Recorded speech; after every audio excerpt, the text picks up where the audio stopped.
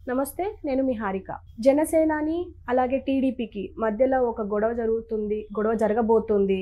ఇది వైఎస్ షర్మిల వల్లనే వచ్చే అవకాశం ఉంది అని జెప్పేసి ఈ మధ్య సోషల్ మీడియాలో బాగా వైరల్ అవుతుంది. దీనికి సంబంధించి మనతో పాటు షేర్ చేసుకోవడానికి సీనియర్ జర్నలిస్ట్ దాము బాలాజీ గారున్నారు. ఆయన అడిగి తెలుసుకుందాం. నమస్తే సార్. నమస్తే. సార్ చెప్పండి, ఇప్పుడు జనసేన పవన్ కళ్యాణ్‌కి, ఇటు టీడీపీ చంద్రబాబు నాయుడు మధ్య గొడవ జరిగే అవకాశం ఉందంటారా వైఎస్ షర్మిల వల్ల? అవకాశం కాదు, ఆల్రెడీ మనస్పర్ధలు వచ్చాయని చెప్తున్నారు. ఎందుకంటే ఇప్పటివరకు పవన్ కళ్యాణ్‌ని చంద్రబాబుకు సంబంధించిన కంప్లీట్ మీడియా విపరీతంగా ఫోకస్ చేసింది. మనం చూసాము. ఈవెన్ జైలుకి వెళ్ళి వచ్చి అనౌన్స్ చేసినప్పుడు కూడా Pawan Kalyan centre of attraction ఉండి ఇటు సైడ్ యాక్టర్స్ లాగా బాలకృష్ణ, లోకేష్ ఉన్నారు. ఈవెన్ జనసేన వాళ్ళు కూడా పవన్ కళ్యాణ్ వరకు కలర్లో పెట్టి వీళ్ళిద్దరిని బ్లాక్ అండ్ వైట్లో పెట్టి షేర్ చేసుకున్నారు ఫోటోలు. అంటే టిపికల్ సినిమా హీరో ఎంట్రీ లాగానే ఉంది అది. అంటే తెలుగుదేశం ఒక రకంగా ఎప్పుడూ లేనంతగా ఎప్పుడు కూడా తమ పార్ట్నర్స్ని ఇంత హైలైట్ చేసింది లేదు, ఇంత ఇంపార్టెన్స్ ఇచ్చింది లేదు. మొన్న కూడా లోకేష్ యువగలం నవశకం సభకి పిలవడానికి సాక్షాత్ చంద్రబాబే పవన్ కళ్యాణ్ ఇంటికెళ్ళి ఆహ్వానించాడంటే అర్థం ఏంటి? ఆయన విపరీతమైన ఇంపార్టెన్స్ పవన్ కళ్యాణ్కి ఇస్తున్నాడు. నిజానికి పవన్ కళ్యాణ్ ఓట్ల షేర్ తీసుకున్నప్పుడు అరౌండ్ 7% కూడా లేదు. చంద్రబాబుకి 40% ఉంది. అయినా కూడా ఎందుకు తీసుకుంటున్నాడంటే చంద్రబాబుకి ఒక రకంగా ఇది చివరి ఎన్నికలు, ఆయనకి లైఫ్ అండ్ డెత్ లాంటి సిచ్యువేషను. కాబట్టి పవన్ కళ్యాణ్ లేకుండా తను గెలవలేడు అని ఆయన గట్టిగా నమ్ముతున్నాడు. అందుకని పవన్ కళ్యాణ్కి ఒక రకమైన అన్డ్యూ రెస్పెక్ట్ కానీ, ఒక అప్లిఫ్ట్మెంట్ కానీ ఇస్తున్నారు. మీడియా అయితే ఇంకా విపరీతంగా హైలైట్ చేస్తుంది. సో ఈ కాంటెక్స్ట్లో తెలుగుదేశంలోనే ఒక అసంతృప్తి ఉంది. పవన్ కళ్యాణ్కి ఎందుకు ఎంత ఇంపార్టెన్స్ ఇవ్వాలి? అతనే గెలవలేదు, అతనికి ఒక ఎమ్మెల్యే గెలిచాడు. 30,000 వచ్చిన నియోజకవర్గాలు పట్టుమని ఒక 10, 15 కూడా లేవు. సో డిపాజిట్లు రాలేదు. తెలంగాణలో పోటీ చేస్తే 8 చోట్ల చేస్తే 7 చోట్ల బరిలకు వచ్చిన 5,000 ఓట్లు కూడా రాలేదు. సో ఇంత ఘోరంగా ఉన్న పరిస్థితి ఉంటే మనం ఎందుకు ఇంత ఇంపార్టెన్స్ ఇవ్వాలి? దాని బదులు లోకేష్‌ని హైలైట్ చేసుకుంటే మనకి యంగ్ లీడర్‌షిప్ పెరుగుతుంది కదా అన్న ఒక అసంతృప్తి తెలుగుదేశంలో కూడా ఉంది. కానీ చంద్రబాబు ఏందంటే మనకిప్పుడు అవసరంగా కదా అన్నట్టుగా ఉన్నాడు.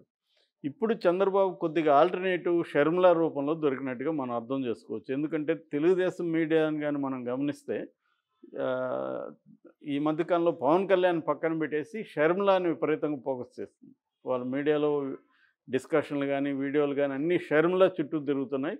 షర్మిలకి జగన్‌కి మధ్య గొడవ అన్న దాన్ని వాళ్ళు హైలైట్ చేస్తున్నారు. షర్మిల కాంగ్రెస్‌లో చేరగానే జగన్‌కి వణుకని, జగన్ షివరైపోతున్నాడని, నిన్న విజయమ్మ ఇంటికి పోయి కూడా ప్రాధేయపడ్డాడని, అమ్మ నువ్వు ఎలాగన్నా చెప్పి షర్మిలాని ఆపు అని అడుక్కున్నాడని, ఇలాంటి కథనాలు వస్తున్నాయి.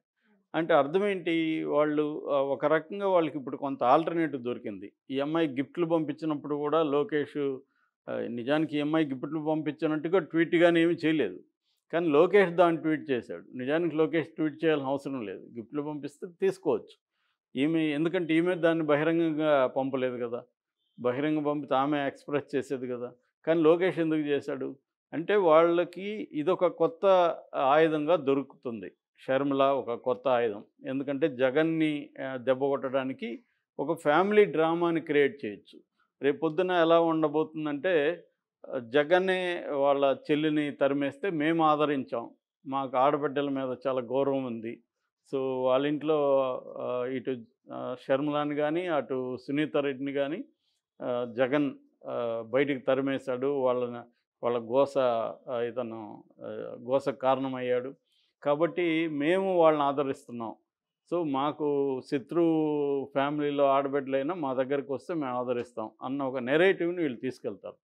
రెండో వైపు అసలు సొంత చెల్లెలికే న్యాయం చేయలేనివాడు, సొంత చెల్లెలికే ఆస్తిలో వాటా ఇవ్వనివాడు, అధికారంలో వాటా ఇవ్వనివాడు రాష్ట్ర ప్రజలకి ఏం చేస్తాడు అన్న ఇంకొక నెరేటివ్‌ని తీసుకెళ్ళడానికి వీళ్ళకి ఒక ఆయుధంగా దొరికిందిది. సో ఈ కాంటెక్స్ట్‌లో ఇప్పుడు పవన్ కళ్యాణ్ ఖచ్చితంగా ఇబ్బందే. ఎందుకంటే బిగినింగ్ నుంచి అలాగే వెళ్ళుంటే ఓకే. బిగినింగ్ ఆకాశానికి ఎత్తిపెట్టేసి అతన్ని ఇప్పుడు కింద పడేస్తే ఖచ్చితంగా హర్ట్ అవుతారు ఎవరైనా. సో పవన్ కళ్యాణ్‌కి కూడా ఎలా ఉంటదంటే, ఆయనకి సినిమాకి, రాజకీయాలకి పెద్ద తేడా తెలీదు ఇప్పటికి గూడా. సినిమాల్లో ఎలాగైతే హీరో ఎంట్రీ, హీరోయిజం, స్టార్ ఇది ఉంటదో, బయట కూడా అలాగే బిహేవ్ చేస్తుంటాడు. అలా నమ్ముతుంటాడు అతను. సో అదొక ప్రాబ్లమ్. దాన్నే ఇమేజ్ ట్రాప్ అని కూడా ఫిల్మ్ థియరిస్టులు ఎప్పుడో కాయిన్ చేశారు. అంటే బయట స్క్రీన్‌లో ఉండే ఇమేజ్‌నే బయట కూడా ఈ స్టార్స్ క్యారీ చేస్తుంటారు. ఎందుకంటే ఈ ఫ్యాన్స్ బయట కూడా అలాగే బిహేవ్ చేస్తుంటారు. సినిమాలో హీరో లాగానే బయట కూడా వాళ్ళని ట్రీట్ చేస్తుంటారు. దాన్ని ఇమేజ్ ట్రాప్ అంటారు. ఆ ఇమేజ్ ట్రాప్‌లో చాలామంది ఇరుక్కుంటారనేది ఒక అబ్జర్వేషన్ అన్నమాట. సో అలాగా పవన్ కళ్యాణ్‌కి ఆ ఇమేజ్ ట్రాప్ పెద్దది. అతని బలము, బలహీనత అభిమానులే. సో అభిమానులు పొలిటికల్ క్యాడర్‌గా షిఫ్ట్ చేయలేదు ఇతను. వాళ్ళని పొలిటికల్ క్యాడర్‌గా తయారు చేయకుండా అభిమానులుగానే ఉంచాడు.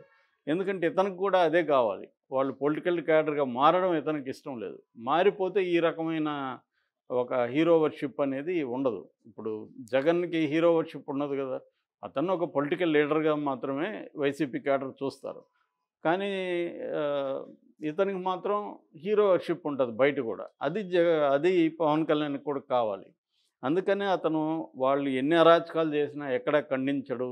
వాళ్ళకి క్లాసులు చెప్పడం, వాళ్ళని పొలిటికల్‌గా మోటివేట్ చేయడం, ఒక పొలిటికల్ క్యాడర్‌కి ఉండాల్సిన లక్షణాలని టీచ్ చేయడం, వాళ్ళని ఆర్గనైజ్ చేయడం. అంటే సిస్టమేటిక్‌గా కమిటీలు పెట్టడం, ఆ కమిటీలకు నాయకత్వాన్ని అప్పగించడం. ఇటువంటి పొలిటికల్ ఆర్గనైజేషన్ అనేది ఎందుకు లేదు జనసేనలో? ఎందుకు లేదంటే ఆయనకి ఉండకూడదని ఆయన అనుకున్నాడు కాబట్టి లేదు. పవన్ కళ్యాణ్‌కి ఇష్టం లేదు అలాంటి పొలిటికల్ క్యాడర్ తయారు చేయడం. ఇటువంటి ఒక అన్‌రూలీ ప్రాలిటీ మన దాన్నేమంటారు లంపెన్ యూతే అతనికి కావాలి. సో, ఇటువంటి కాంటెక్స్ట్‌లో అతన్ని ఇప్పుడు ఆకాశానికి ఎత్తేసిన మీడియా తెలుగుదేశం మీడియా ఎలా ఉంటదంటే అవసరమైతే ఆకాశానికి ఎత్తేస్తుంది. తర్వాత పక్కన పడేస్తుంది. సో, ఎందుకంటే వాళ్ళ అవసరాన్ని బట్టి ఇప్పుడు తెలుగుదేశం మీడియానే కాదు. ఏ పార్టీ మీడియా అయినా అదే చేస్తుంది. వాళ్ళకి అవసరమైనప్పుడు ఒక వ్యక్తిని పైకి లేపుతుంది. అవసరం లేనప్పుడు తొక్కేస్తుంది.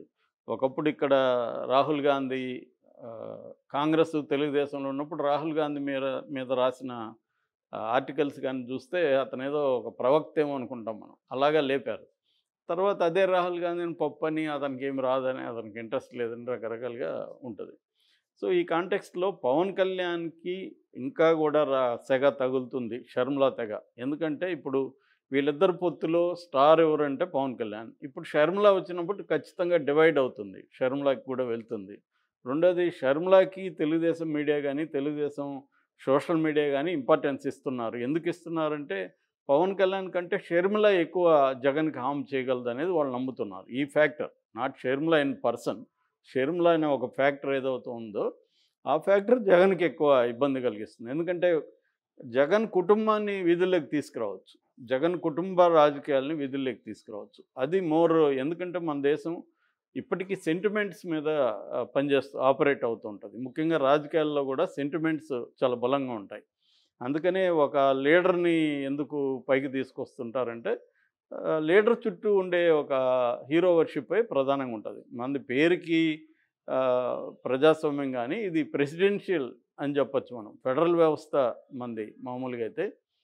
ప్రధానమంత్రి ప్రధానంగా ఉంటారు గానీ, మనది ప్రెసిడెంట్ లాగానే ఇప్పుడు మోడీ ఒక ప్రెసిడెంట్ లాగానే ఉన్నాడక్కడ. అట్లాగే రీజనల్ పార్టీలో నాయకులందరూ కూడా ప్రెసిడెంట్సే వాళ్ళు. అక్కడేం డెమోక్రసీ ఉండదు. అంటే ఇప్పుడు షర్మిల ఇప్పుడు ఏపీకి ఎంట్రీ ఇచ్చింది కాబట్టి, వీళ్ళు కూడా అంటే వైసీపీలో ఉన్న కొంతమంది కూడా వచ్చే అవకాశం ఉంది అని చెప్పేసి అంటున్నారు. అది ఎంతవరకు నిజం? ఖచ్చితంగా వస్తారు. ఎందుకంటే వాళ్ళకి వేరే ఆల్టర్‌నేటివ్ లేదు. ఇప్పుడు వైసీపీలో చాలామందికి సిట్టింగ్స్‌కి సీట్లు ఇవ్వట్లేదు. కొంతమందికి ఇష్టం లేకపోయినా ఎమ్మెల్యేగా ఉంటారు. వాళ్ళని ఎంపీగా ఇస్తున్నారు. లేదా ఇక్కడ ఎమ్మెల్యేగా ఉండి ఇంకొక నియోజకవర్గానికి పంపిస్తున్నాడు. అలాంటి వాళ్ళు ఏదో ఒక చోట ఇచ్చాడులే అని అడ్జస్ట్ అయిపోతున్నారు. అసలే ఇవ్వనోళ్ళు కొంతమంది రెబెల్స్‌గా మారే అవకాశం ఉంది. వాళ్ళు ఇటు తెలుగుదేశంలోకి రాలేరు. ఎందుకు రాలేరంటే ఆల్రెడీ జనసేన తెలుగుదేశంలో ఆహ్, హౌస్‌ఫుల్. అక్కడ సీట్లు ఇప్పుడు వాళ్ళకిచ్చే పరిస్థితి లేదు. కాబట్టి వాళ్ళకి సీటు కావాలి. వచ్చి తెలుగుదేశంలో చేరితే వాళ్ళకేంటి ఉపయోగం? అందుకని సీటు కావాలంటే వాళ్ళకున్న ఏకైక ఆప్షను కాంగ్రెస్సే. కాంగ్రెస్‌లో వెళ్తే ఇమ్మీడియేట్‌గా సీట్ ఇచ్చేస్తారు. సో, ఎందుకంటే కాంగ్రెస్‌కి వాళ్ళవసరం. వాళ్ళకి కాంగ్రెస్ కంటే కూడా. కాంగ్రెస్ జీరో గదా! ఎవరొచ్చినా వచ్చినట్టే గదా! వాళ్ళకి. వాళ్ళకి ఆ లోకల్‌గా వాళ్ళకున్న బలం కాంగ్రెస్‌కి యాడ్ అవుతుంది గదా! ఆ రకంగా కాంగ్రెస్ కొంత ప్రెజెన్స్‌ని పెంచుకోవచ్చు. సో కాబట్టి ఒక 30-40 మంది కాంగ్రెస్లోకి వచ్చే అవకాశం ఉంది. రెండవ ఫ్యాక్టర్ ఏంటంటే వైసీపీలో 90% ఒకప్పుడు కాంగ్రెస్ నుంచి వెళ్ళిన వాళ్ళే కాబట్టి వాళ్ళకి ఒక రకమైన గర్వాపసి కంఫర్టబుల్గా కూడా ఉంటుంది తెలుగుదేశం కంటే కూడా. సో ఆ రకంగా మనకి కాంగ్రెస్ అక్కడ బలపడే అవకాశం ఉంది. ఏదేమైనా ఈమైతే ఇప్పుడు మనం మీడియాలో చూస్తే కూడా ఏవి వ్యూస్ ఎక్కువ పోతున్నాయంటే షర్మిల టాపిక్కే వ్యూస్ ఎక్కువ పోతున్నాయి. అంటే జనం కూడా డ్రామా కావాలి.